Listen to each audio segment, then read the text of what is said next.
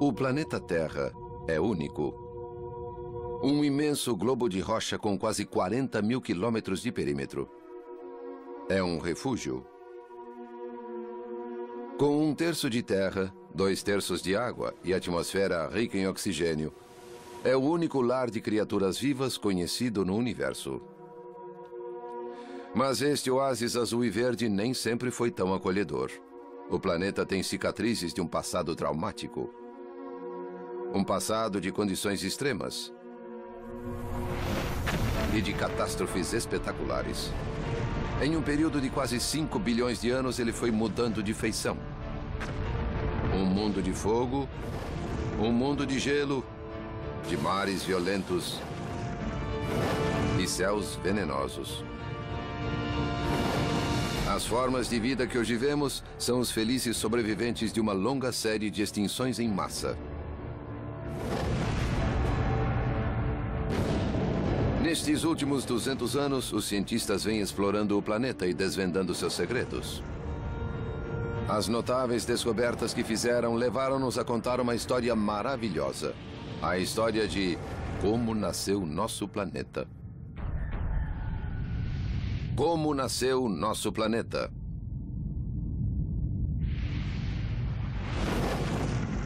Durante milhares de anos, o homem não teve acesso à verdadeira idade e origem do mundo. Mas nos últimos 200 anos, isso vem mudando. Escócia, costa de Edimburgo. Foi aqui, em um dia de 1788, que a descoberta de um afloramento rochoso causou viravolta na história da Terra.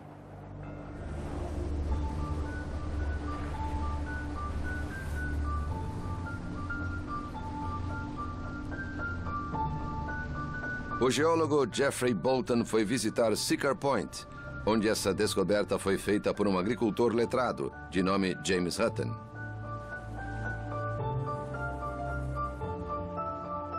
Hutton se tornaria o pai da moderna geologia. Hutton era um homem entusiasmado na busca da verdade. Uma mente inquisitiva, quando herdou as terras do pai, achou, meio enterradas, algumas rochas e ficou muito intrigado. Hutton passou anos tentando entender como surgiram as pedras na Terra e fez inúmeras expedições por toda a Escócia. Elas o fizeram entender que só um processo extremamente lento desenvolveria camadas de sedimento superpostas. Ele andou a cavalo quilômetros e quilômetros, indo aonde pensava que encontraria curiosidades geológicas, mesmo sofrendo em cima de uma cela dura. Hutton concluiu que a rocha levava milhares de anos para se formar. Mas não tinha provas, e suas ideias colidiam com a versão autorizada da história da Terra, fornecida pela Igreja. Durante gerações, a Igreja Cristã foi a única autoridade sobre a história da criação, com base no livro da Gênese.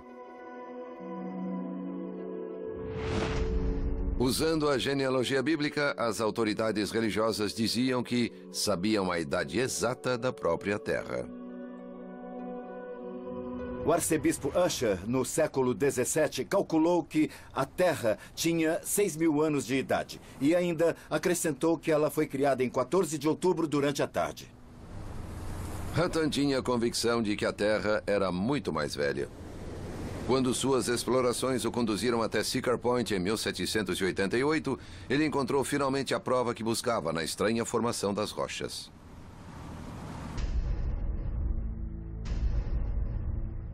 Não se trata apenas de pedras velhas.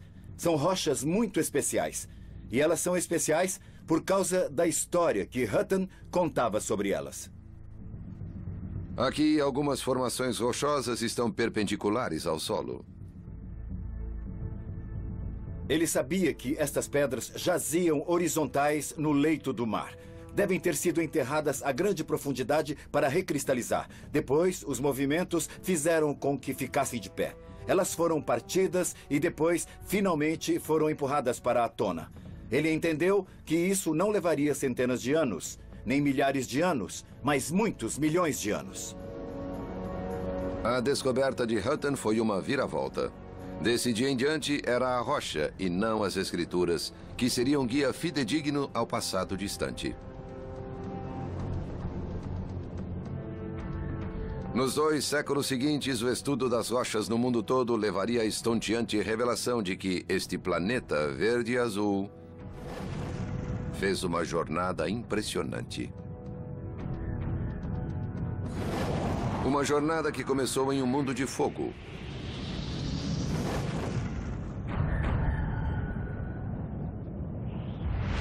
Hoje acredita-se que a Terra se formou pela colisão dos inúmeros meteoros que fustigavam o sistema solar.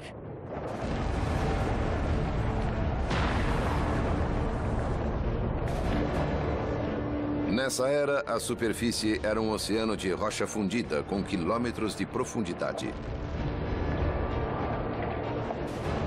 A temperatura passava dos 4.000 graus Celsius, semelhante à superfície do Sol.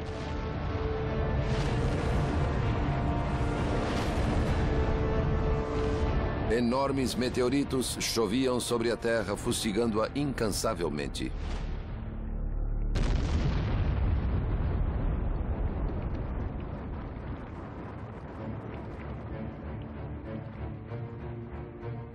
O homem que propôs em primeiro lugar essa origem de inferno foi o cientista inglês Lord Kelvin.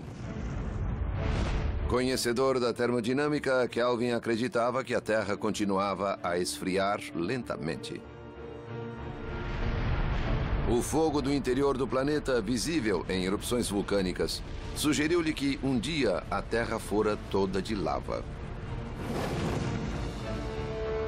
Kelvin usou a termodinâmica para calcular a nova idade da Terra. Imaginou que o planeta derretido precisaria de cerca de 20 milhões de anos para esfriar até a temperatura atual. Ele tinha razão sobre a Terra estar derretida, mas não sobre sua idade. O número que deu foi colossalmente subestimado. Tal como todos os cientistas do século XIX, Kelvin não conhecia uma fonte de calor existente no centro da Terra que evitava que o planeta esfriasse como ele imaginava. Radioatividade. Na Terra de então, partículas radioativas de urânio, tório e potássio existiam em grande abundância. O calor produzido na decomposição dessas partículas mantinha a Terra extremamente quente e por um tempo imensamente longo. Embora tais partículas confundissem os cálculos de Kelvin, elas seriam a chave para descobrir a verdadeira idade da Terra. No século XX, algumas partículas sobreviventes de urânio radioativo foram utilizadas para criar a primeira arma atômica. Mas antes, os cientistas haviam descoberto uma aplicação diferente, usando essas partículas para precisar o nascimento do planeta. Em 1911, um talentoso estudante de geologia chamado Arthur Holmes usou a radiação para revolucionar nosso conhecimento de história. Depois de Holmes, passou-se a falar em bilhões e não milhões de anos. A datação radiométrica era bem simples em princípio. Baseava-se no fato de que os traços do elemento radioativo urânio decompunham-se em outro elemento, o chumbo. Tal como a areia passando por uma ampulheta durante milhões e milhões de anos em ritmo regular, uma partícula de urânio radioativo decompõe-se em chumbo. Medindo a proporção de urânio e chumbo em cristais presos em velhas rochas, Holmes pôde calcular sua idade com precisão. Coletar dados de amostras do mundo inteiro levaria toda a sua vida. À medida que Holmes envelhecia, a Terra ia ganhando mais anos. Seus cálculos chegaram primeiro a 1, depois a 3 e finalmente a 4,5 bilhões de anos. Hoje, 4,5 bilhões de anos ainda se aceita como a idade da Terra. Nessa inimaginável escala, o tempo é chamado pelos estudiosos de tempo profundo. É difícil imaginar a vastidão do tempo profundo, mas pense dessa maneira. Eis aqui um grãozinho de areia. Ele representa 1 ano, e o comprimento de meu dedo representa meu tempo de vida. Da ponta dos meus dedos ao cotovelo, chegaríamos aos pais peregrinos. A distância daqui até Rock Island e ali nos levaria ao tempo dos dinossauros. Se dessemos a volta até o Equador, seria o equivalente a voltar ao início da Terra 4 bilhões e meio de anos. A busca da idade da Terra terminara e o resultado abrira uma janela para o passado. Pela primeira vez, os cientistas podiam classificar as rochas em ordem, examinar a fundo o passado da Terra e contar sua história. Assim, descobriram provas de uma jornada épica com muitas viravoltas. Mas a etapa mais importante talvez tenha acontecido apenas 100 milhões de anos após o seu nascimento, quando o planeta se tornou um mundo aquático.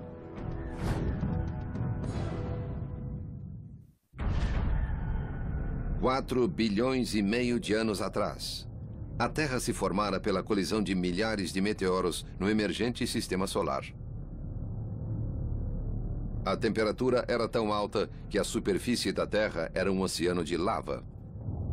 Mas mesmo nesse tempo, a Terra tinha começado a esfriar. A radioatividade que tanto calor fornecia declinava lentamente, abrindo caminho para a primeira mudança radical do planeta. Sua transformação em um mundo aquático.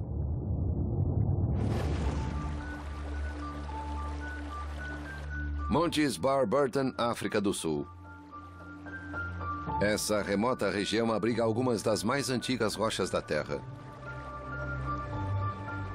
O geólogo Gary Stevens foi procurar essas raríssimas e milenares sobreviventes dos primórdios da Terra, cujo formato único pode nos contar uma história.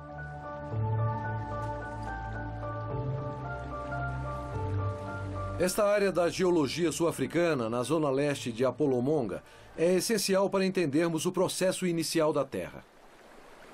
A erosão gradual ao longo das fendas e fissuras ocasionalmente expunha essas rochas primevas. Aqui temos uma rocha interessante. O formato arredondado dessa pedra aqui é muito diferente das formas arredondadas das outras pedras do rio. Ela é uma das lavas em almofada de 3 bilhões e meio de anos. A forma arredondada em rocha é resultado da lava que se formou sob a água, no oceano, há cerca de 3 bilhões e meio de anos. Lavas em almofada ainda aparecem hoje na costa do Havaí, onde há vulcões ativos no leito do oceano. Esse formato único de lava constrói-se apenas quando ela se solidifica em águas profundas. Todas as rochas encontradas do período de 3,5 bilhões de anos são lavas em almofada. Quando o planeta contava com 1 bilhão de anos, a água o recobria.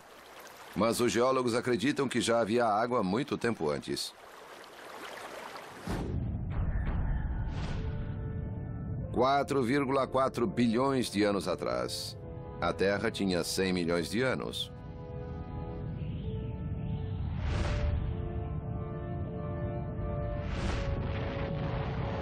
Os meteoros ainda choviam no planeta, mas o esfriamento gradual do centro permitira que boa parte da superfície se solidificasse em uma crosta escura de rocha vulcânica.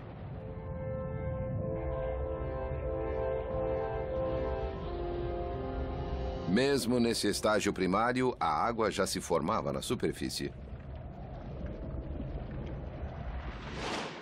Nenhuma rocha existe desse primeiro período, mas ficaram pequenos cristais de zircônio.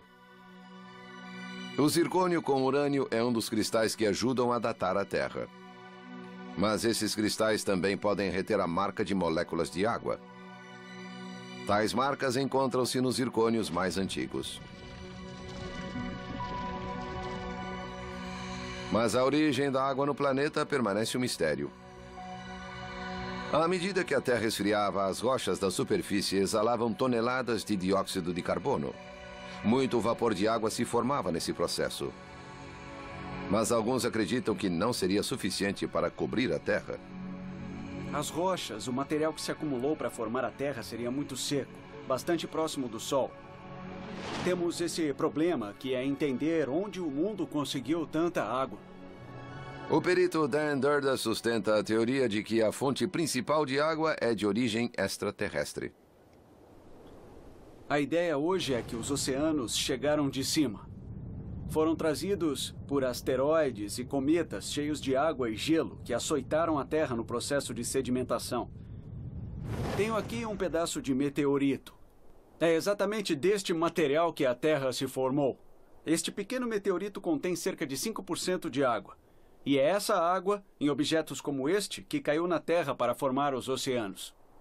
Nisso, os cientistas estão divididos. Mas viesse de onde viesse, a água chegou para mudar drasticamente nosso planeta.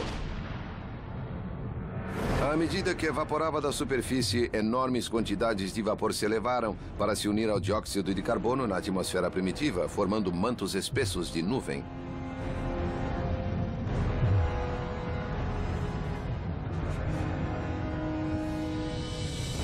Essa água em condensação causaria a maior tempestade que o mundo jamais conheceu.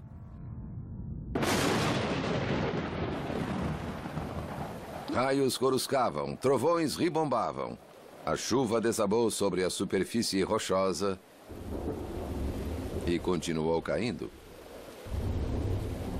Choveria por milhões, milhões e milhões de anos. O resultado foi um mundo aquático.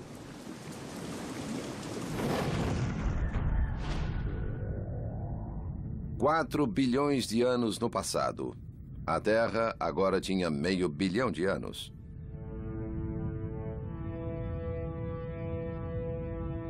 Mais de 90% da superfície transformara-se em um único oceano.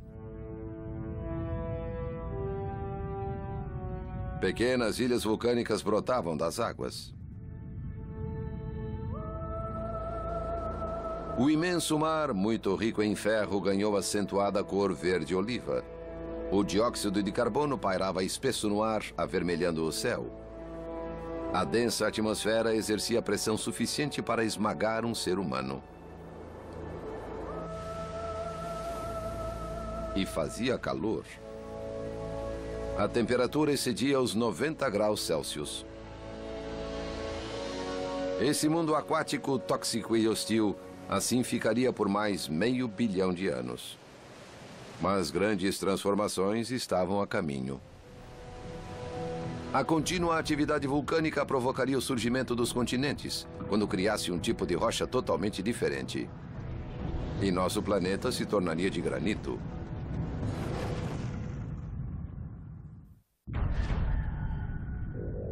Estamos no passado há 3,4 bilhões de anos. A Terra tinha pouco mais de 1 bilhão de anos. O imenso Oceano Verde continuava a dominar.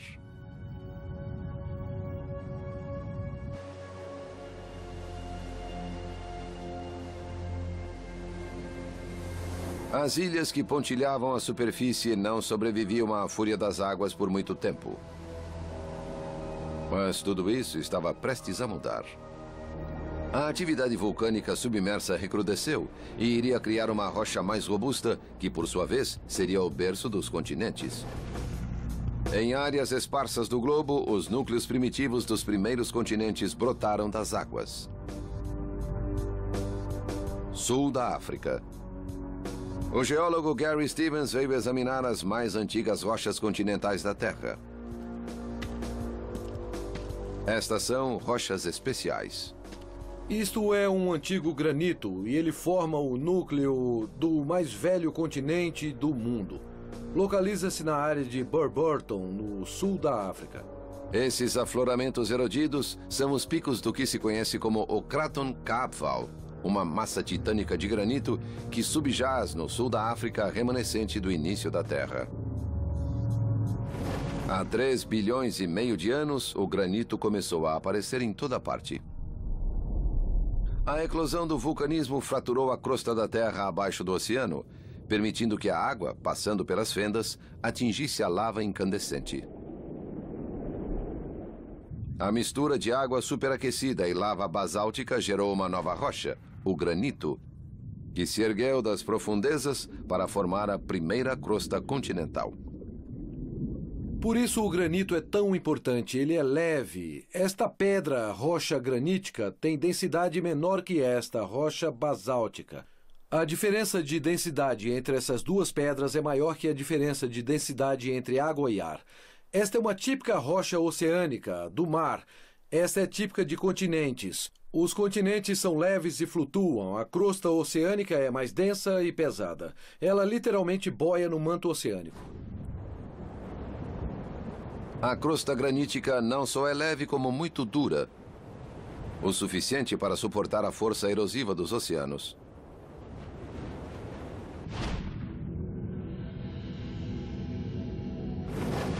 Nos 2 bilhões de anos seguintes, devagar e regularmente, os protocontinentes graníticos foram crescendo.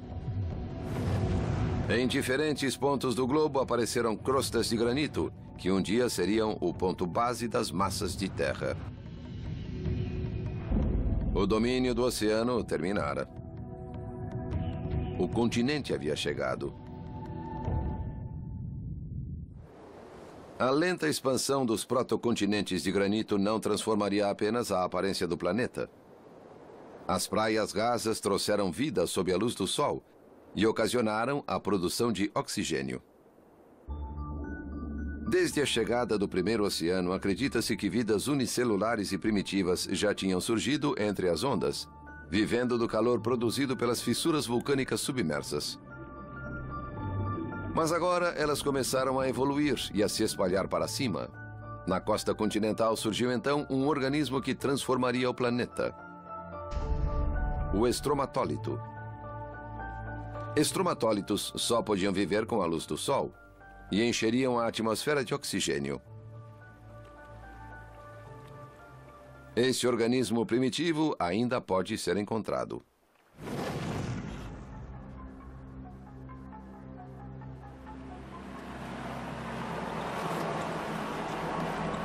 Oeste da Austrália. Martin von Kranendonk afastou-se quase 200 quilômetros da cidade mais próxima a fim de examinar uma praia distante. Estamos indo a um dos lugares mais incríveis do mundo, onde existem estromatólitos vivos, aqui em Shark Bay.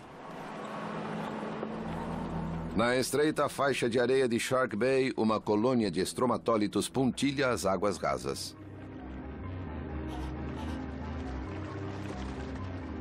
Cada montículo destes tem cerca de 60 centímetros de altura e 30 de largura.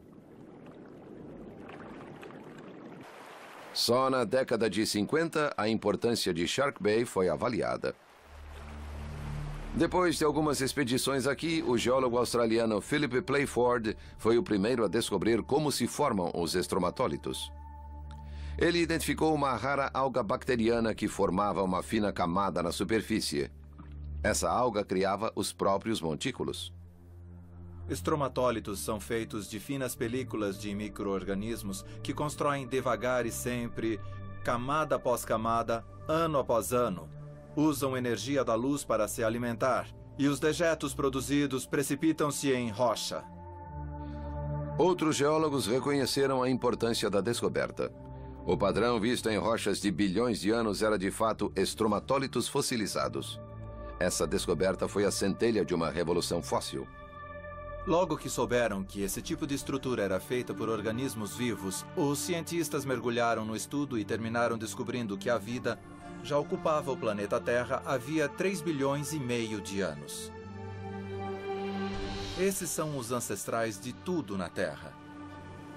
Estamos conhecendo os avós dos avós dos avós dos avós dos avós de nossos avós. Os registros mostram que há 2 bilhões e meio de anos os estromatólitos floresceram em todo o globo. Todas as praias da Terra se pareciam com Shark Bay.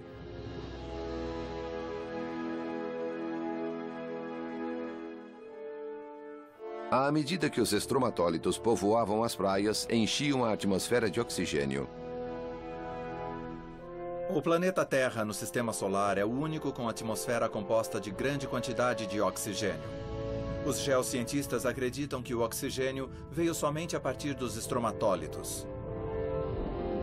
As algas transformavam a luz do sol em oxigênio, processo conhecido como fotossíntese.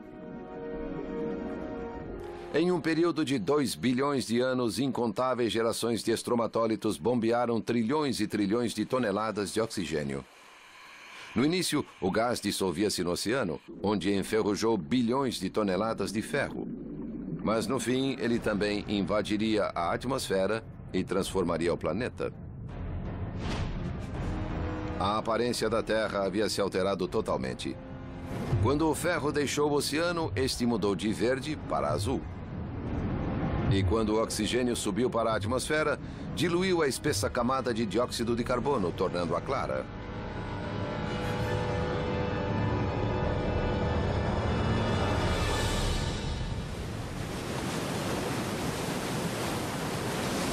Após quase 2 bilhões de anos de oxigenação, nasceu o planeta azul. A Terra tinha agora oceanos tão azuis quanto o céu.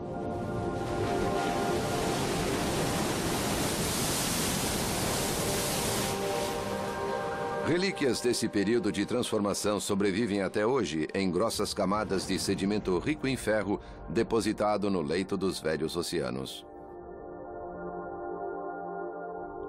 Espalhadas por todo o globo, as formações ferríferas bandadas, como foram chamadas, são vitais para a economia de hoje. E são a maior fonte do ferro minerado atualmente. Oxigenada, a Terra ficou quase igual à que nós conhecemos. Mas antes que se tornasse nosso lar, outro ciclo de eventos cataclísmicos aconteceria. No bilhão de anos que se seguiria, movimentos profundos rachariam a crosta. A vida, que mal havia começado, ainda enfrentaria uma terrível provação.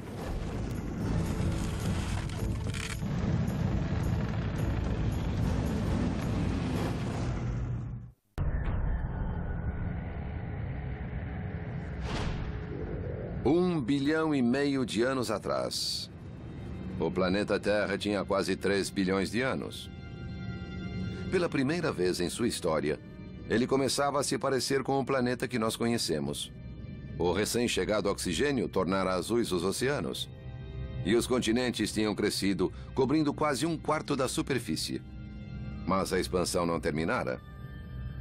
Abaixo deles, nos oceanos, havia muita agitação na tentativa de acomodar as crostas. Imperceptivelmente, os continentes se deslocavam.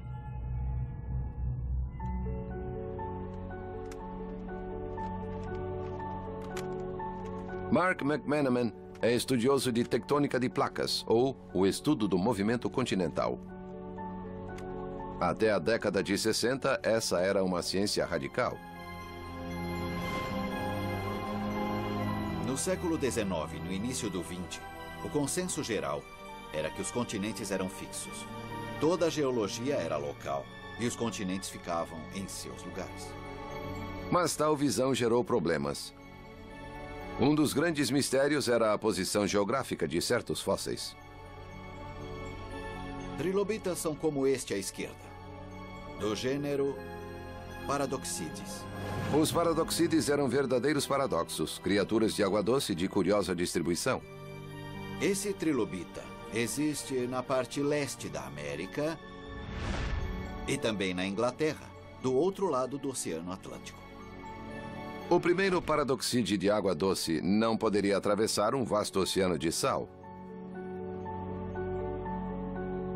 E não eram os únicos fósseis de estranha distribuição continental. Os geólogos lutavam para explicar.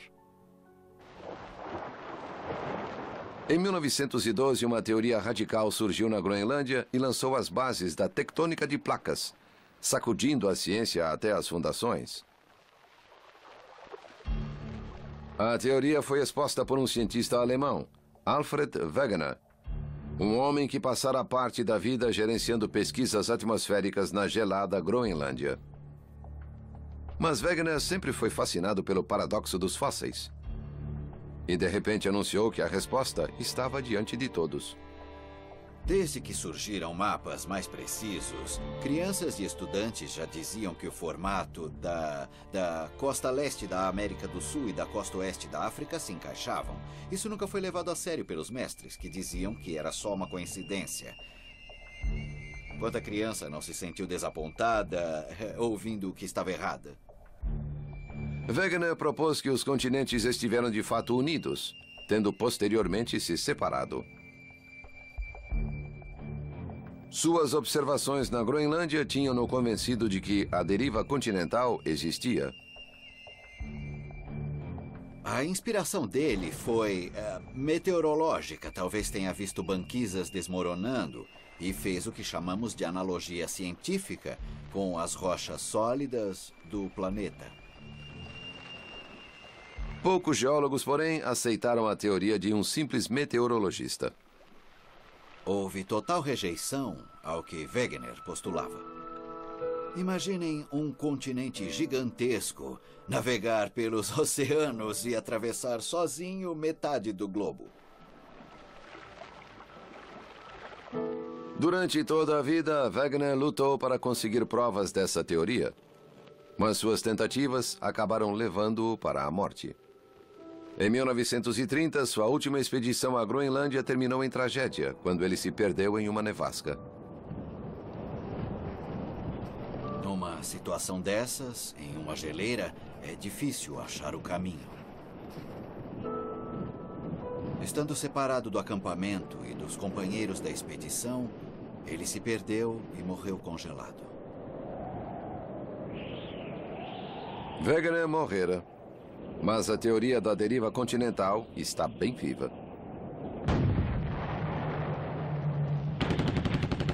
A viravolta aconteceu quando a Marinha Americana publicou um mapa global do leito oceânico, encomendado pelo governo durante a Segunda Grande Guerra. E foi esse mapa que revelou um dos maiores segredos da Terra. A rede fraturada de vulcões submersos ergueu-se em ilhas e ilhotas que dividiram os oceanos com enormes placas de crosta. Tais placas levaram à criação da chamada tectônica de placas. Esses movimentos deram a explicação da deriva continental e provaram que o leito oceânico vive em contínua reciclagem.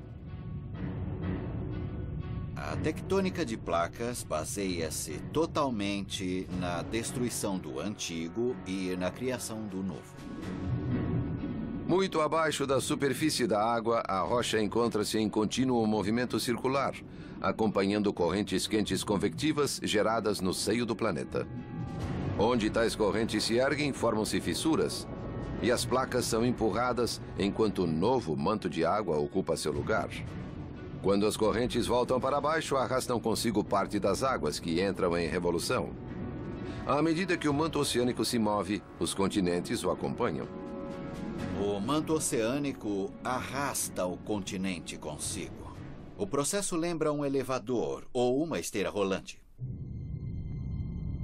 Esse processo de criação é visível hoje em uma ilha rochosa no meio do Atlântico. Islândia. Ela está em uma cordilheira submersa no Atlântico, montanhas vulcânicas de 16 mil quilômetros. Elas marcam uma das mais profundas fendas da crosta terrestre.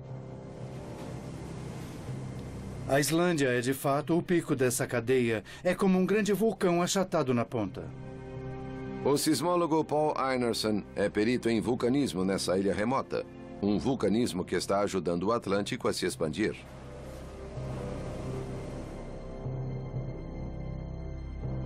Ocasionalmente, um tipo incomum de erupção vulcânica nessa ilha confirma o processo da tectônica de placas.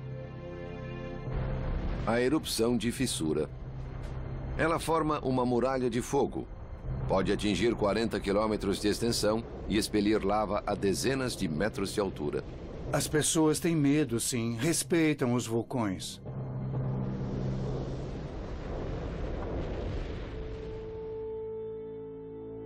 As fissuras marcam o caminho da profunda fronteira que está criando o Atlântico. Ao longo da ilha, de nordeste a sudoeste, acham-se vestígios de tais erupções, cicatrizando a paisagem rochosa com cânions. Esses cânions estão alargando a Islândia aos poucos.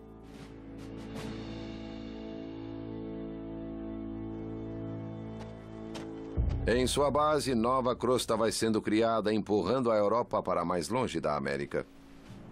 Bom, nós estamos em uma fissura, como chamamos, entre duas placas continentais ou placas da crosta. À minha esquerda está a placa norte-americana e do outro lado temos a Europa. Esta fissura cortou um fluxo de lava que jorrou aqui há 8.000 anos. É o tanto que as placas se moveram em 8 milênios. O índice de deriva continental é de 2,5 cm por ano. A mesma velocidade em que crescem nossas unhas. 2,5 cm por ano. Significa que, uma vez em uma geração, a América e a Europa se afastarão menos de 2 metros. Mas após milhões de anos, essa velocidade foi suficiente para deslocar os continentes por milhares de quilômetros.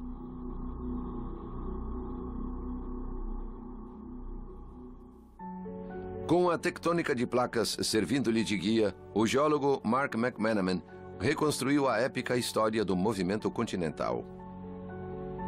De amostras obtidas das bordas continentais, ele estudou fósseis e microfósseis, combinando com vários tipos de rocha antiga para saber onde os continentes se encontravam. É uma tarefa capciosa, meio maluca.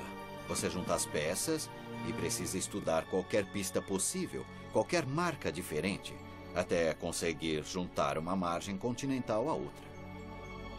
Mas os geólogos estão convencidos de que podem rastrear o movimento dos continentes até 1 bilhão de anos atrás, quando houve uma colisão de massas continentais. À medida que os oceanos entre continentes foram sendo engolidos, as grandes massas de terra juntaram-se no que se chamou de supercontinente, Rodinia. Acredita-se que o Canadá e os Estados Unidos formaram o coração do supercontinente, com outros fragmentos em volta. Mas Rodinia não se parecia com nenhum de nossos continentes. Era um lugar desolado e sem vida. Seria como viver no deserto. Era semelhante a certas zonas do Saara ou do Vale da Morte. Não havia plantas, nem florestas, nem pradarias. Rodinia deve ter sido um continente estéril.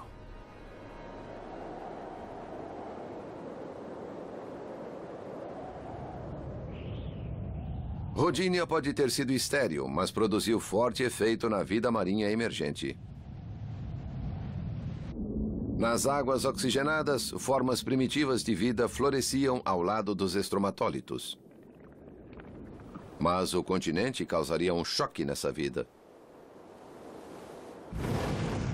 Rodinia estava prestes a ser o que hoje chamamos de mundo de neve, o pior frio que o mundo conheceria. Há cerca de 700 milhões de anos, a posição de Rodinia bloqueava as correntes que transportavam água quente do Equador para os polos. Sem esse calor, as regiões polares congelaram.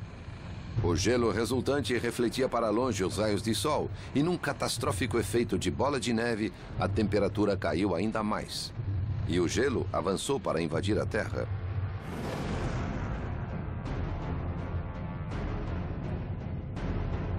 Na superfície, a temperatura média era de 40 graus abaixo de zero. Os oceanos ganharam um cobertor de gelo de mais de 1 quilômetro de espessura. A única vida na Terra, bactérias marinhas e algas, ficaram presas abaixo do gelo e na escuridão. O resultado foi desastroso. Com exceção de alguns poucos, os organismos foram extintos. O planeta todo estava morrendo.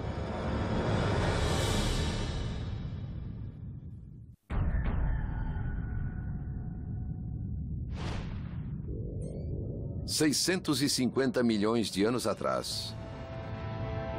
A mudança do clima ocasionada pela formação de Rodinia fez com que a Terra ganhasse uma capa de gelo de mais de 1 quilômetro de espessura. A temperatura flutuava perto dos 40 graus Celsius negativos. A única vida no planeta era de organismos marinhos, que quase se extinguiram. O futuro da vida na Terra estava em perigo.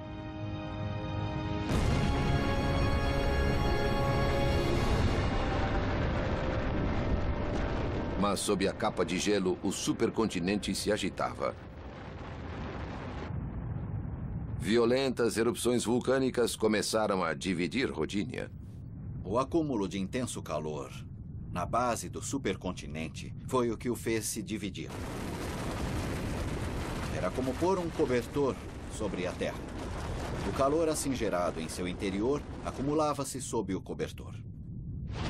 Esse calor decretaria o fim do mundo de neve. À medida que Rodinia se dividia, o dióxido de carbono liberado pelas erupções criava o efeito estufa. A capa de neve recuou. Rodinia se partira em grandes pedaços. E as garras do gelo afastaram-se da vida que existia. À medida que se formavam mares em torno do despertar de Rodinia e crescia o nível de oxigênio, os organismos primitivos sentiram-se livres para dar o passo seguinte. Tornaram-se complexos e muito mais perigosos. Montanhas rochosas. Essa remota cordilheira abriga um raro registro desse evento na evolução da vida. A chamada explosão cambriana. Pela primeira vez na história da vida terrestre, surgiram grandes níveis de oxigênio desde que a Terra se formou. A vida desabrochou. Surgiram animais diferentes de tudo o que houvera antes. O paleontólogo Paul McNeil escalou um alto sítio arqueológico chamado Burgess Shale. Os incríveis fósseis desse sítio são uma janela para o mundo, tal como era há mais de 500 anos. Pergunte a todos os que estudam a história da vida. A concordância unânime é que este é um dos sítios mais importantes do mundo.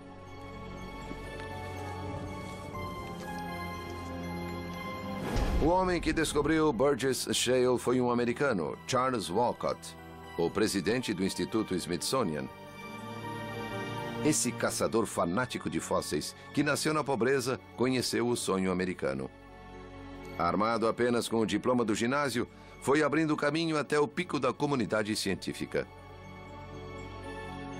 Foi sua dedicação às expedições de busca nas mais remotas montanhas da América do Norte que o levariam ao Grande Prêmio. Este é o lugar exato onde Walcott fez por acaso a incrível descoberta. Diz a lenda que em 31 de agosto de 1909 ele viajava aqui a cavalo com a mulher.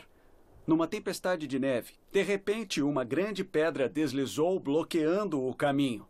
Não havia como passar. Sendo um cavalheiro, como todos os paleontólogos são, ele apeou do cavalo, virou a enorme pedra e achou um fóssil incrivelmente bem preservado. Estava caído na trilha. De onde veio aquilo? Pois caiu lá de cima. O pedaço de rocha soltara-se de uma borda do penhasco não muito grande. Essa pequena área tornou-se o famosíssimo Burgess Shale.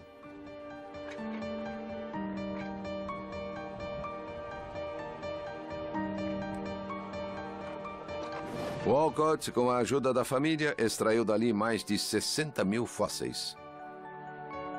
Desde então, mais 100 mil fósseis foram achados e tirados dessa rocha miraculosa. Extrair fósseis dessa montanha requer tremenda disposição para quebrar a espinha.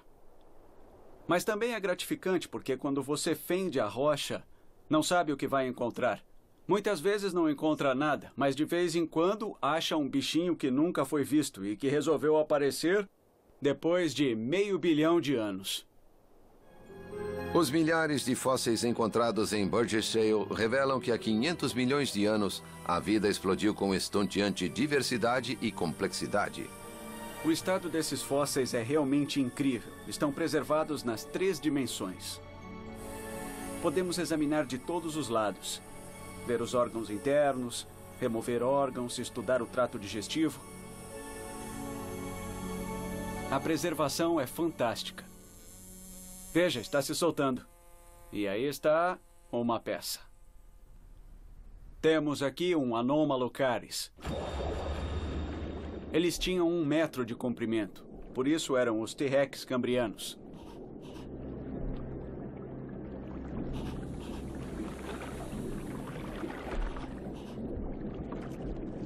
Nos mares cambrianos, os baixios, ricos de oxigênio, fervilhavam de criaturas estranhas. E elas se alimentavam não apenas de plantas, mas de outros animais. O Cambriano é um período especial na história da vida. Havia diferentes tipos de animais, havia mais do que em toda a história da vida na Terra. Dessa época em diante começou a corrida biológica de sobrevivência. Os animais se tornariam cada vez mais complexos, desenvolvendo esqueletos, exoesqueletos, olhos e dentes. O animal predador chegara à Terra.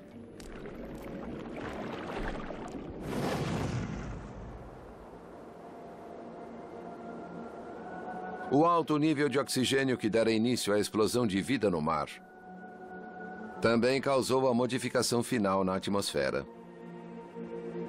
Nos 100 milhões de anos seguintes, o oxigênio atingiu o mesmo nível de hoje. Um nível denso o bastante para permitir que uma camada de ozônio se formasse acima da atmosfera. Essa camada liberou a vida para fora dos oceanos. Antes, a poderosa luz ultravioleta simplesmente destruía qualquer organismo não protegido pela água. Agora, a camada de ozônio agia como um escudo de UV.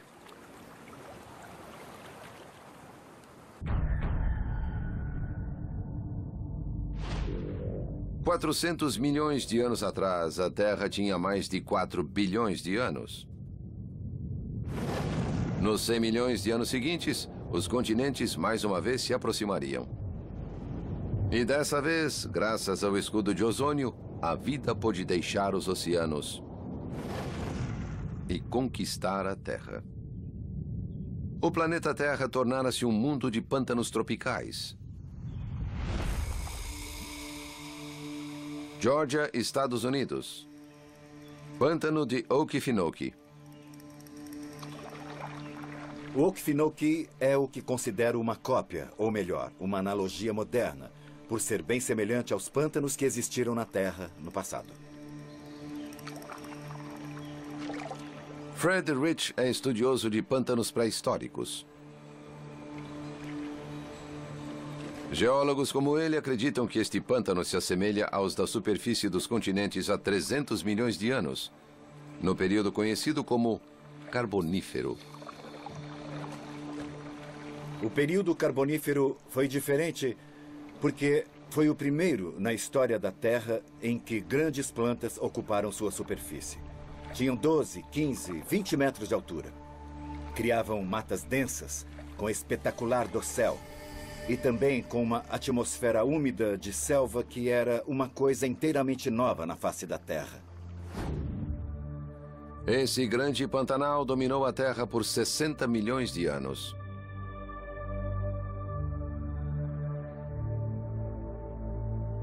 Os indícios estão presentes em todos os continentes na forma de carvão.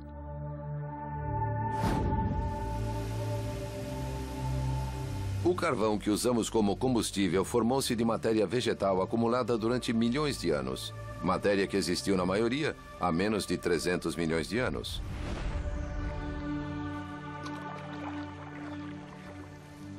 Formou-se devido à maneira única com que a água do pântano se decompõe.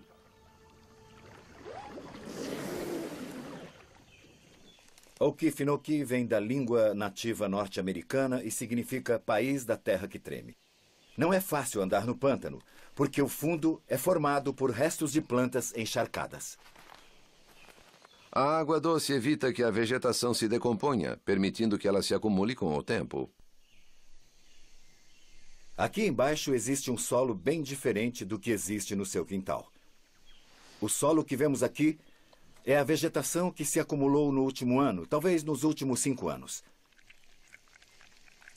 São folhas, caules, galhos. Ainda há muita água neles. Mas se este material aqui sofrer uma tremenda pressão e ele for superaquecido por camadas de rocha, ficando enterrado por milhões de anos, tudo acaba se transformando nisto. Esta peça de carvão betuminoso tem cerca de 200 milhões de anos. Enquanto as plantas mortas se transformavam em carvão, as águas rasas que cercavam os continentes preservavam milhões de organismos marinhos também mortos. Isso seria nossos grandes combustíveis fósseis: petróleo e gás. Todo ano, o homem minera quase 5.000 megatons de carvão, 30 bilhões de barris de petróleo e 3.000 bilhões de metros cúbicos de gás. Esse fértil período da história deu-nos muito da energia que usamos hoje.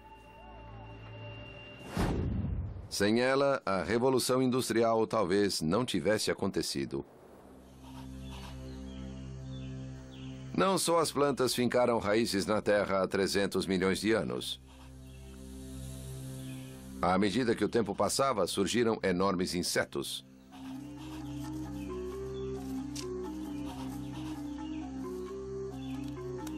Os predadores anfíbios. E, finalmente, os primeiros répteis deixaram o mar para dar os primeiros passos nas praias e pântanos. A costa leste americana fervilhava de monstros. Centopeias de 2 metros na terra, libélulas de 60 centímetros no ar e protocrocodilos patrulhando as águas. O mundo tinha 4,2 bilhões de anos. Pela primeira vez, a superfície acolhia uma biosfera completa e moderna.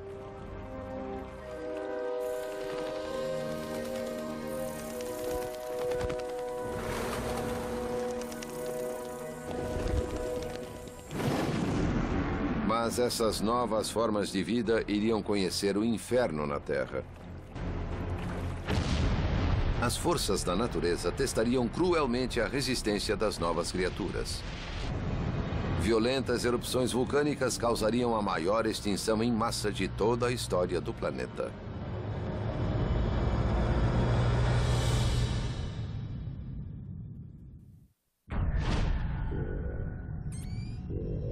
$250 milhões de anos atrás. Durante milhões de anos, a vida na superfície da Terra enfrentara inúmeros desafios de sobrevivência. Mas nada igual ao que estava prestes a vir.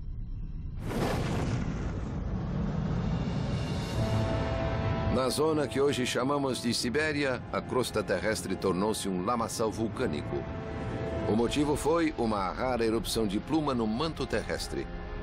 Ninguém sabe por que ela ocorre, mas por vezes uma enorme massa de lava irrompe no seio da Terra para a superfície, derretendo e arrastando tudo o que encontra.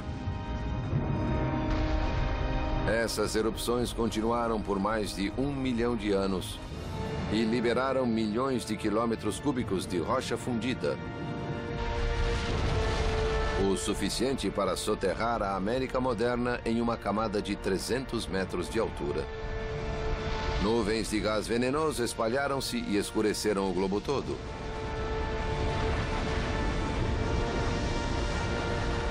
Foi demais para a maioria das espécies. Mais de 95% chegaram à extinção.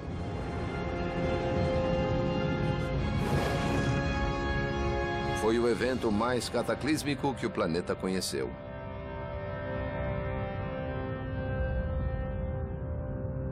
O planeta que emergiu desse caos tinha mudado bastante. Um novo supercontinente, a Pangeia, tinha nascido. O clima alterou-se drasticamente. Nos 200 milhões de anos seguintes, o oxigênio e o dióxido de carbono atingiram novos picos. Sob tais condições, os animais que haviam sobrevivido à extinção evoluíram para as mais famosas criaturas da Terra: os dinossauros.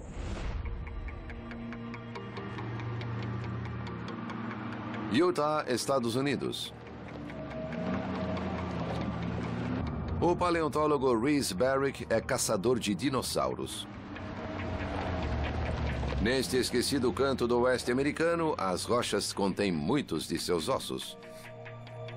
Quase 1/3 da história da vida no planeta foi dominada por dinossauros. Isto é um planeta de dinossauros. Temos, do fundo deste penhasco, sedimentos de 150 milhões de anos. E no alto temos rochas de 125 milhões de anos.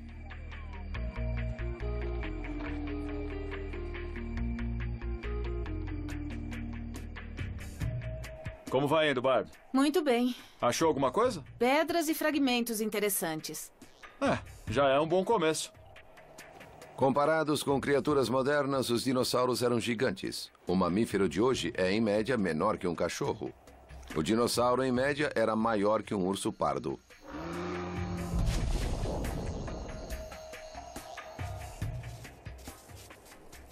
Marvin, puxa, excelente. Esta garra de tiranossauro é realmente espetacular. Esses animais chegavam a 300 quilos. Mais ou menos do tamanho de um daqueles lutadores de sumô. Absolutamente fantástica, porque está muito bem preservada. Que maravilha de garra. Brilhante, Marvin. Parabéns. O primeiro fóssil de dinossauro registrado foi descoberto pela jovem Mary Ann Mantell, na Inglaterra, em 1822. O marido, Gideon Mantell, ficou intrigado e tratou de determinar que tipo de criatura era aquela.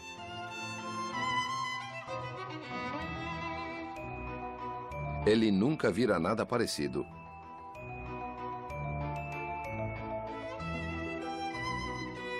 Após muita pesquisa, ele decidiu que era, na verdade, o dente de um enorme lagarto. Ele batizou a fera de Iguanodon, pois achou que se parecia com um iguana. Algumas décadas depois, na Europa e nos Estados Unidos, surgiram muitos ossos e dentes. Dada a real semelhança com lagartos, cunharam a palavra dinossauro, isto é, lagarto terrível.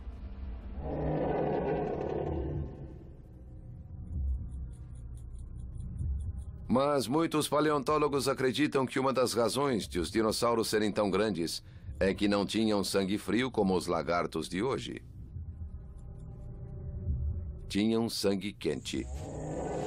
Isso lhes dava a vantagem dos lagartos de sangue frio e dos mamíferos de sangue quente. Os dinossauros eram ativos e sabiam achar comida o ano todo. E usavam grande quantidade dela para crescer em oposição aos que tinham sangue quente. Outra razão para seu tamanho pode ser o ambiente abafado e rico de oxigênio que dominou a era dos dinossauros. Um ambiente comandado pelo vulcanismo.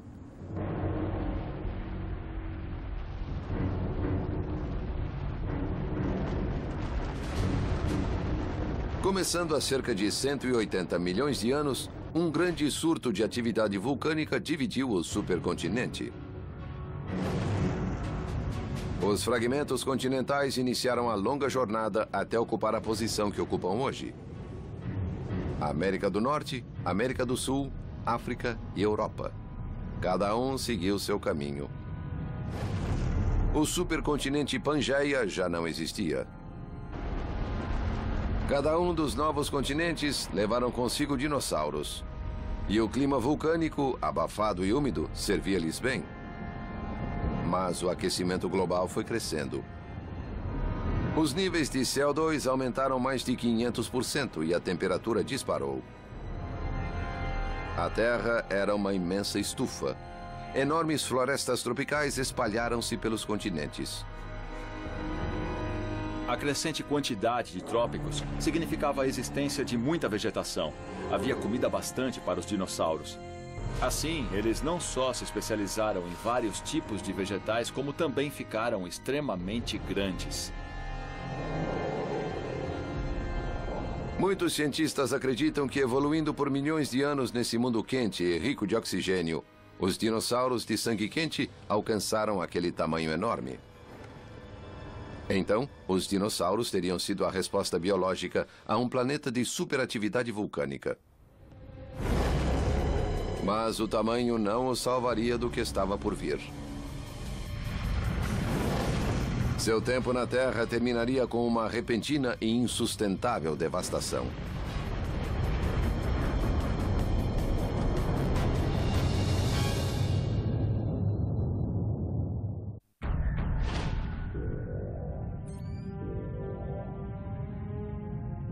$100 milhões de anos atrás.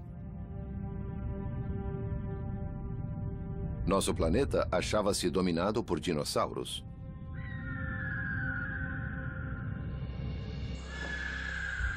Animais monstruosos povoavam terra, mar e ar. Viviam em um mundo de vapores, causado pelo vulcanismo superativo. Antes que parasse, esse vulcanismo traria à superfície a mais bela e valiosa riqueza do mundo: diamantes.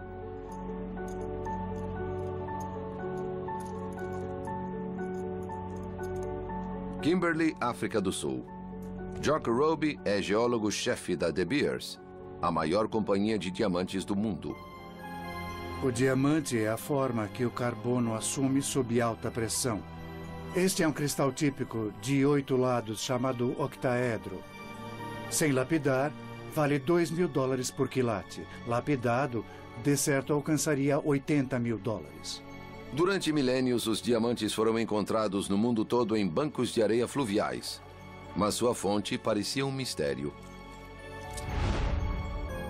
Só em 1869, quando uma enorme jazida foi descoberta na África do Sul, é que sua origem foi revelada. Os diamantes encontrados na área de Kimberley são especiais porque aqui, pela primeira vez, descobriram a rocha-fonte dessas pedras. Este é o fragmento de rocha minerada, a kimberlita. Vou virá-la e vocês verão um diamante. A rocha que abrigava os diamantes fora extraída de estranhas formações verticais.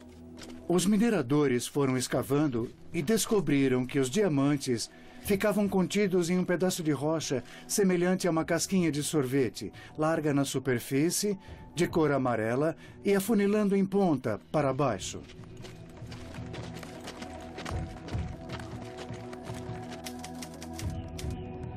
Henry Lewis, mineralogista americano, juntou as peças. Percebeu que uma mina de diamantes seria, na verdade, a cratera de um antigo vulcão. Os mineiros estavam cavando na cratera através do magma solidificado. Mas esses não eram claramente vulcões comuns. Tinham profundidade muito maior, adentrando-se quase 2 quilômetros no seio do continente. A pressão extrema e a temperatura própria da profundidade provocaram a formação de diamantes. Estes só vêm à superfície após violentas comoções ou erupções. O magma cheio de diamantes explode para cima. Imaginem a força e o poder deste vulcão para abrir paredões retos como estes e explodir por mais de 5.000 metros. Tal é a força deste vulcão.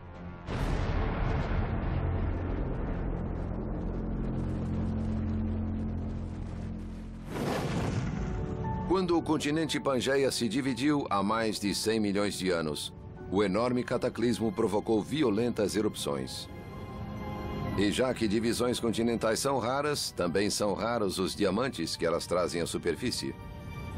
Os diamantes do mundo dos dinossauros sobreviveram até nossos dias. Os dinossauros, porém, não tiveram a mesma sorte. –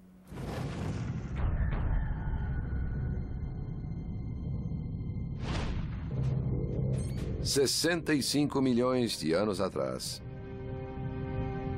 O planeta respirava. Os vegetais vicejavam na Terra. Os seres vivos prosperavam como nunca. Mas os reis, os dinossauros, estavam prestes a ser varridos da face da Terra.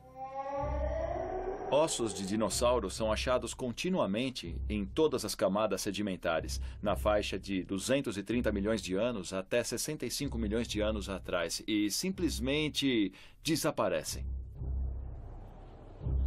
Não só dinossauros, mas mais de 70% das espécies que viviam desapareceram, a começar pelas plantas. Algo de terrível acontecera no ecossistema do planeta.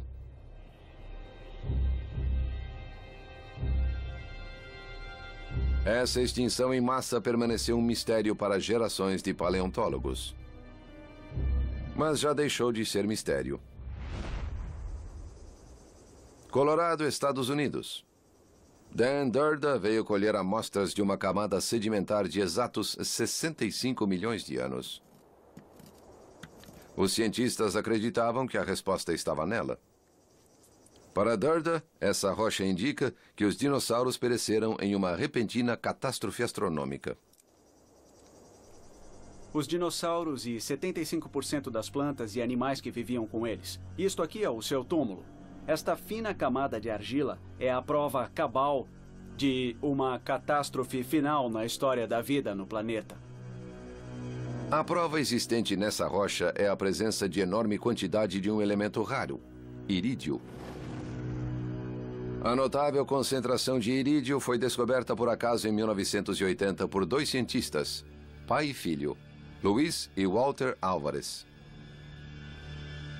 Na Terra, o irídio é encontrado em pequenas concentrações. Grande parte desse elemento vem do espaço, depositado por milhares de pequenos meteoritos que se evaporam na atmosfera todo dia. Os Álvares procuravam variações na força desses meteoritos. Mas quando deram com essa enorme concentração na camada que chamamos de túmulo, eles propuseram uma teoria nova e radical sobre a extinção. A morte veio do céu. O planeta dos dinossauros fora atingido por um enorme meteoro. Essa teoria permaneceu controversa por mais de 10 anos, até que a última peça do quebra-cabeça foi descoberta no México. Uma cratera de mais de 150 quilômetros de diâmetro. Em 90, a cratera de Chicxulub foi descoberta. Calcularam sua idade, que era precisamente 65 milhões de anos. Em outras palavras, era a prova da teoria de Álvares. No mundo inteiro, a camada túmulo contém cerca de 200 mil toneladas de irídio. Isso significa um meteoro com mais de 40 quilômetros de diâmetro. O impacto no planeta foi, sem dúvida, devastador. Imagine o Monte Everest voando para cá, vindo do céu a 20 quilômetros por segundo.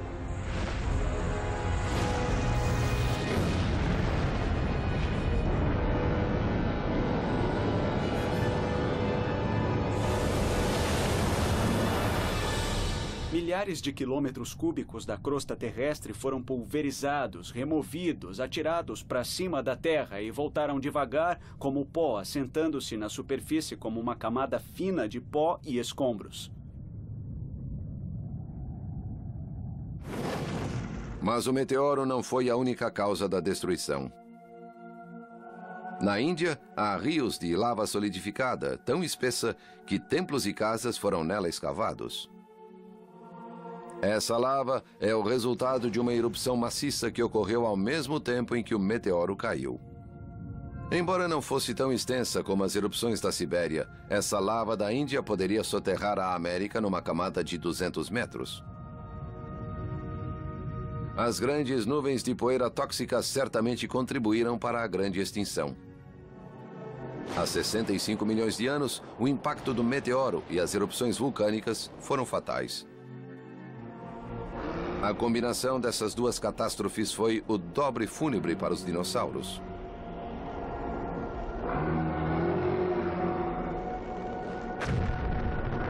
A nuvem de pó que pairou na atmosfera bloqueando o Sol deu fim à vida de quase tudo. Os enormes dinossauros estavam extintos ao lado da maioria das espécies viventes. O mundo que viria depois seria o mundo dos mamíferos. E o mundo do homem.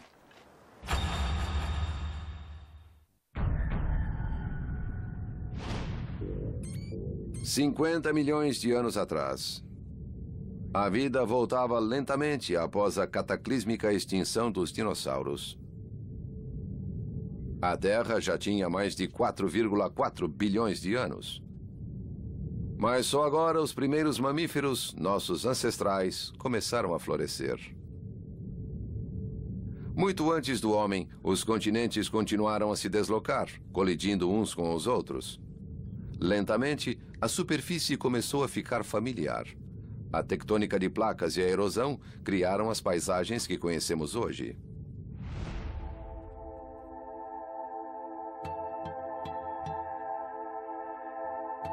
Alpes suíços.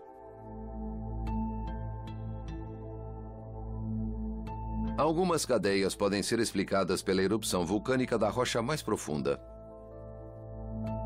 Mas as maiores, incluindo os Alpes, não têm vulcões.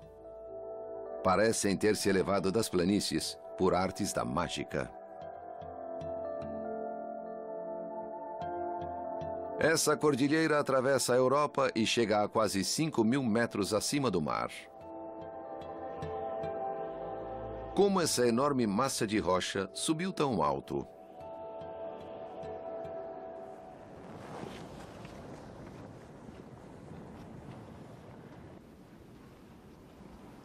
Adrian Pfiffner é perito na estrutura alpina.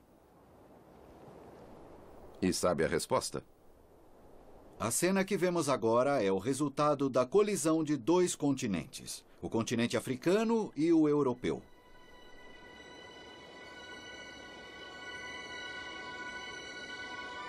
Um estudo detalhado das rochas alpinas dão provas de como as montanhas se formaram. O segredo está em cristais de quartzo extremamente pequenos. Estas amostras têm 25 milésimos de 1 milímetro. Nessa espessura, você enxerga através do grão. Os pequeninos cristais de rocha revelam uma grande deformação. Os grãos de quartzo da rocha foram esticados, alongados e achatados. É preciso muita atenção para deformar essa rocha. Uma dessas tensões seria a colisão de duas placas continentais.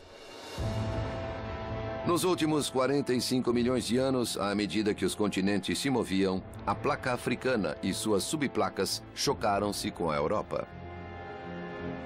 A crosta continental no ponto de colisão sofreu tremenda pressão.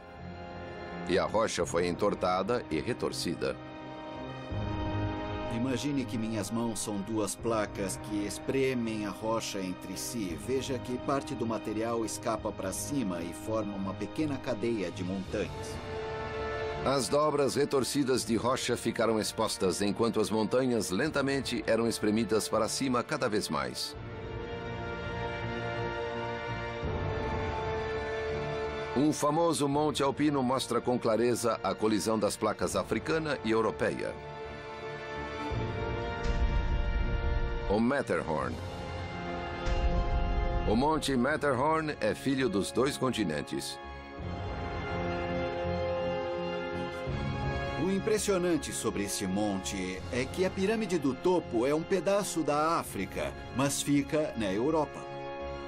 Quando esse clássico monte se formou, as duas placas continentais se sobrepuseram. Imagine uma trombada. Dois carros que se chocam. Por vezes, um deles desliza sobre o outro. Assim, os dois continentes colidiram e a África deslizou para cima da Europa. A tectônica de placas é responsável por todas as cordilheiras do mundo. Nos milhões de anos de crescimento, a única coisa que impediu que elas atingissem as nuvens foi a erosão. Erosão do vento, da neve e da chuva. Esta é a ação da água, que vai erodindo as montanhas. Pode parecer muito pequenina, mas olhe os Alpes suíços.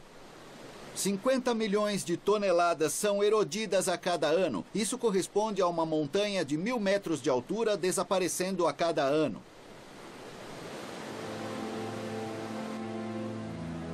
A altura das montanhas é determinada por essas forças opostas.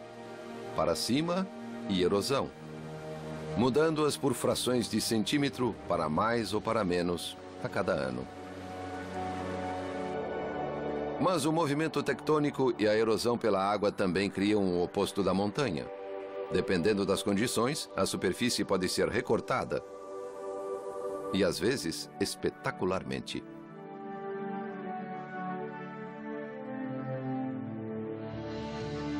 Grand Canyon.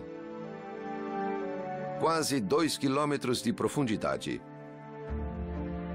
16 mil quilômetros de largura. 450 quilômetros de comprimento. E ainda está crescendo. Uma boa história de exploração é quando os europeus viram o Grand Canyon em 1541. Eles se aproximaram da borda, viram o rio lá embaixo e calcularam que ele tinha menos de 2 metros de largura. 2 exploradores desceram e voltaram, dizendo que o cânion era mais fundo do que parecia. Wayne Rainey é perito nesse fenômeno geológico. São todos consequência das forças titânicas da natureza. No curso dos últimos 6 milhões de anos, esse espetacular cânion foi esculpido pela ação do Rio Colorado, em combinação com a elevação do Planalto Colorado.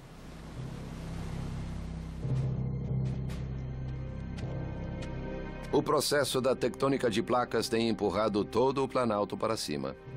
Ele agora está a 2.400 metros acima do mar. A elevação de certo ocorreu com a placa do Pacífico chocando-se com a norte-americana, enrugando a crosta. Pense num tapete esticado no chão e que você tenta empurrar. Quando a ponta do tapete chega à parede, aparece um calombo no tecido, exatamente como ocorreu na borda da América do Norte. O rio parece pequeno demais para erodir o cânion. Mas sua posição acima do mar faz que a força da gravidade lhe dê grande poder.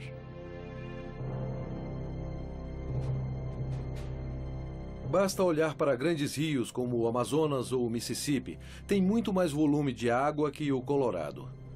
E, no entanto, não abrem grandes cânions porque não se acham elevados. A elevação obriga a rocha a subir, enquanto o rio como que serra a rocha para baixo, criando essa paisagem que vemos hoje.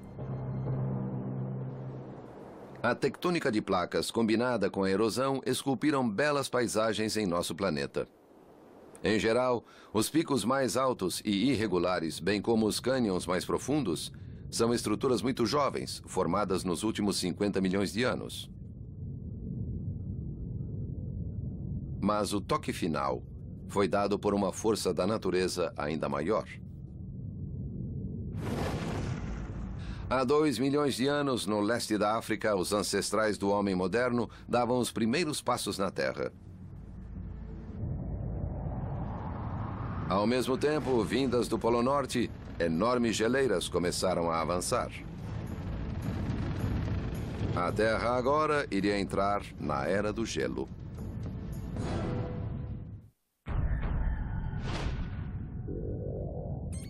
Dois milhões de anos atrás. Os ancestrais dos humanos já se espalhavam para fora da África. Mas a Terra começava a esfriar. Não tardou para o planeta ficar pontilhado de grandes geleiras. A Era do Gelo chegara. Tudo começou quando os vulcões do Panamá criaram a ponte de terra que unia a América do Norte à América do Sul, alterando radicalmente as correntes oceânicas. Os mares polares esfriaram ainda mais. O resultado foi a queda drástica da temperatura global, mergulhando nosso planeta na Era do Gelo, que duraria milhares de anos.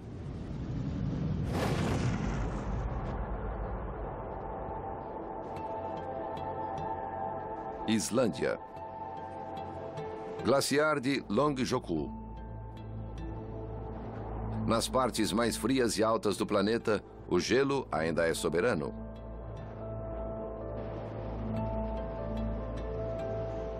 Poucos se aventuram nestas áreas hostis.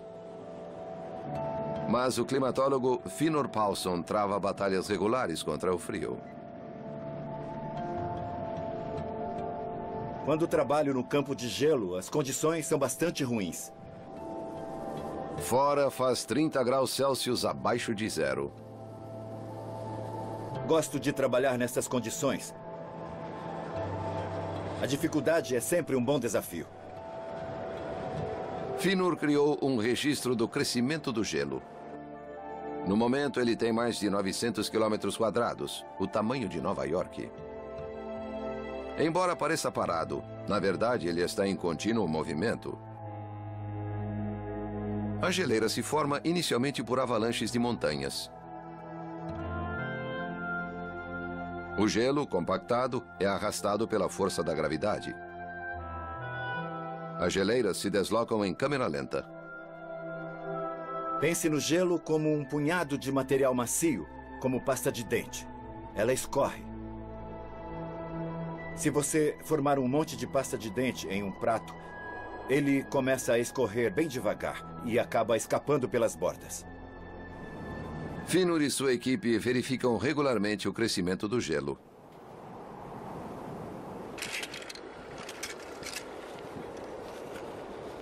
Aqui temos o sistema de satélite GPS. Podemos calcular a posição deste ponto com precisão de 2 centímetros. Assim, podemos calcular o deslocamento da geleira. A medição indica que esta geleira está avançando a mais de 30 metros por ano. Com as temperaturas de hoje, o avanço glacial é coibido pelo derretimento. Mas se a temperatura global caísse alguns graus por um período maior, as geleiras avançariam mais e a Terra conheceria outra era do gelo. A era do gelo foi descoberta pela primeira vez pelo geólogo suíço Louis Agassiz. Quando explorou os Alpes suíços em 1830, ele notou imensas pedras espalhadas pela região e torres estranhas de seixos encimadas por pedras grandes que pareciam montar guarda nos vales. Para explicar como aquilo chegou a tal posição, Agassiz imaginou que as pedras foram depositadas pelas antigas geleiras, que um dia tinham enchido os vales e coberto o hemisfério norte. Inicialmente ridicularizada, a teoria de Agassiz acabou aceita, pois a história da Terra assinala que o gelo realmente cobriu os continentes em todo o planeta. E os indícios estão em toda parte.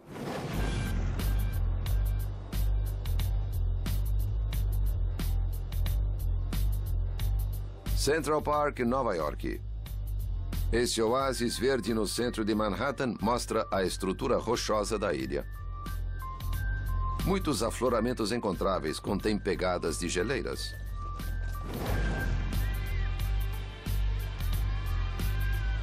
O climatólogo Jörg Schaffer procura vestígios desse mundo gelado. Aqui tem uma coisa que muito nova-iorquino não sabe. Você vê a Era do Gelo se abrir os olhos. Olhando de perto, as pedras têm marcas paralelas e finas, com profundidade de frações de centímetro.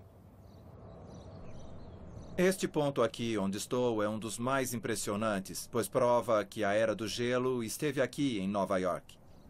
As ranhuras foram feitas por pequenas pedras, arrastadas pelo peso maciço da geleira. As pedrinhas cortaram como faca afiada esta rocha dura. É uma prova irrefutável de que um enorme lençol de gelo avançava nesta direção, aqui, no meio de Nova York.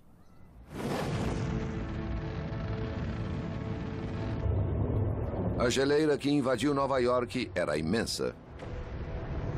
O gelo veio do Ártico e enterrou Manhattan sob uma capa branca.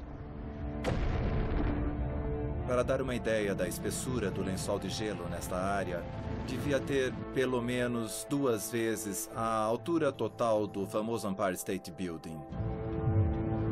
Nos últimos 2 milhões de anos, a temperatura foi subindo e a enorme capa de gelo foi recuando. Mas a cada passo, ele cinzelava, esmagava e moldava o que ficava para trás. Quando as últimas geleiras se retiraram há 10 mil anos, deixaram uma paisagem triste e árida, com características que vemos ainda hoje. Na América, Cape Cod e Long Island foram construídas sobre imensos penedos, ali deixados pelo manto gelado que se retirava. O enorme peso do gelo formou profundas depressões, que hoje são os Grandes Lagos. No clima que se seguiu ao degelo, os primeiros humanos começaram a reinar na Terra.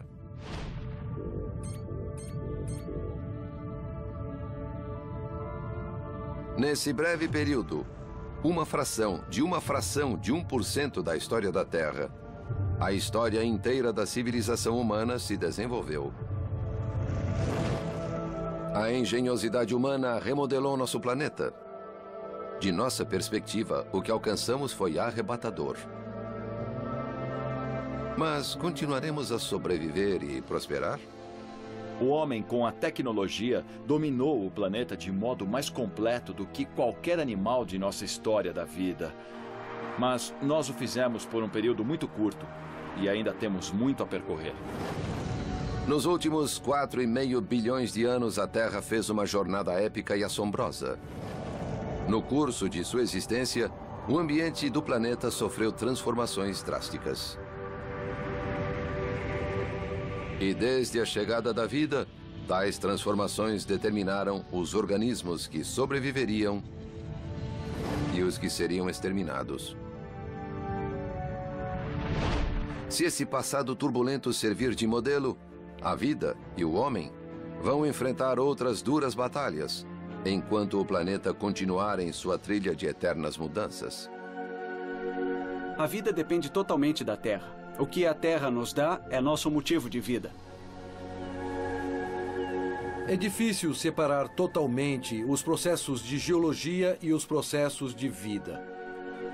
A vida, por vezes, dirige a geologia, e a geologia cria o ambiente onde a vida floresce. Nosso primeiro grande desafio será o clima. No início do século XXI, estamos preocupados com o aquecimento global, mas a maioria dos cientistas admite que estamos no intervalo entre duas eras do gelo.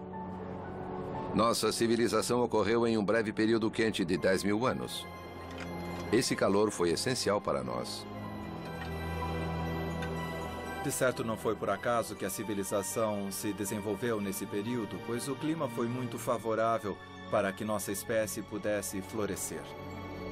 O período que vivemos nesses 10 mil anos, em termos de clima, é excepcionalmente estável, inacreditavelmente estável se olharmos os registros geológicos. E não ficará assim para sempre. Mesmo que a indústria cause o aquecimento global nestes 2 séculos, ele não fará mais do que retardar o inevitável. A posição dos continentes, mantendo os polos gelados, indica que em 15 mil anos, uma nova era do gelo poderá ocorrer. A zona de Nova York sofrerá mudança total no próximo ciclo glacial. A certa altura, o gelo vai descer e levar Nova York para o Oceano Atlântico. Mesmo que sobrevivamos ao gelo, haverá outros desafios. À medida que a tectônica de placas empurre os continentes e ponha fim à era do gelo, as regiões costeiras serão engolidas, países inteiros desaparecerão. Daqui a 200 milhões de anos, um novo supercontinente, a Pangeia Última, deverá se formar. Quando primeiro o Mediterrâneo e depois o Oceano Atlântico forem engolidos. Haverá continentes colidindo com a costa leste americana. Nova York, a longo prazo, será destruída nessa colisão entre continentes. E ela será totalmente espremida para cima, como uma nova cordilheira. A Terra, mais uma vez, entrará em um redemoinho turbulento. O nível de oxigênio e as temperaturas podem oscilar, levando a novas extinções em massa. Mas mesmo o caos continental não será nada perto do que virá depois. Tudo ficará estático quando o motor da tectônica de placas finalmente parar. A condição de habitar este planeta está diretamente ligada com a tectônica de placas, que não é um ciclo infinito. Existe um fim. Está a bilhões de anos de hoje, mas sabemos que um dia o sistema vai se exaurir. O magma da Terra que vem dominando as atividades na superfície um dia não terá mais calor.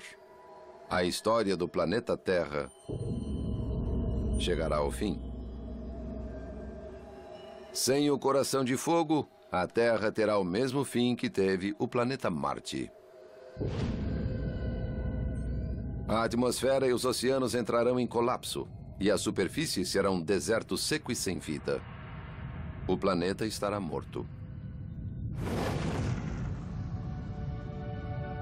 Mas esse é o quadro de um futuro incrivelmente distante. Pelo menos no próximo bilhão de anos, enquanto a Terra continua em sua jornada, muitas formas de vida continuarão. Mas a espécie humana que andou na Terra por mais de 2 milhões de anos, reinando soberana apenas nos últimos 10.000, talvez esteja em perigo. À medida que o ambiente se transforma, a Terra pode ficar inadequada para o homem. Se isso acontecer no futuro, em vez de sermos forçados a aceitar a extinção como nossos predecessores, talvez usemos a tecnologia para buscar um novo lar. Outros planetas azuis e verdes onde recomeçaremos, deixando que o planeta Terra continue sua assombrosa jornada sem nós.